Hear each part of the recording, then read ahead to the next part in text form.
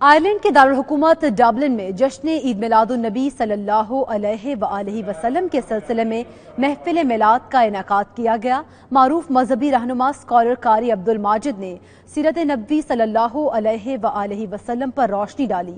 تفصیلات فیصل مرزا کی رپورٹ میں۔ وَقَفَّيْنَا مِن بَعْدِهِ بِالرُّسُلِ.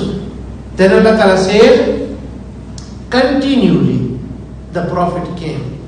One and after that, one and after that. سرور کائنات کی ولادت با سعادت کے سلسلے میں ڈبلن صوفی سینٹر میں انوار مدینہ مسجد کی جانب سے محفل میلاد کا انعقاد کیا گیا۔ میلاد کا آغاز نماز عشاء کے بعد ہوا جو ساری رات تک جاری رہا۔ برطانیہ کے شہرا آفاق مذہبی اسکالر قاری عبدالماجد نے حضور اکرم صلی اللہ علیہ وآلہ وسلم کے اسوہ حسنہ پر ایمان افروز لیکچر دیا۔ انہوں نے نبی کریم صلی اللہ علیہ وآلہ وسلم کی سیرت بیان کرتے ہوئے سورت مریم کی تلاوت اور ترجمے کے ساتھ ساتھ اس کی تشریح بھی پیش کی۔ شرکاء نے محفل میلاد کے انعقاد پر خوشی کا اظہار کرتے ہوئے میلادوں کا سلسلہ جاری رکھنے کا اعادہ کیا۔ We're celebrating the Mawlid an-Nabi sallallahu alayhi wasallam in Ireland, in Dublin, and inshallah ta'ala throughout Ireland we are celebrating the Mawlid in many centers. تو پوری آئرلینڈ میں میلاد النبی صلی اللہ علیہ وسلم کے پروگرام ہو رہے ہیں اور میں نے وہ ساری اٹینڈ کرنے ہیں۔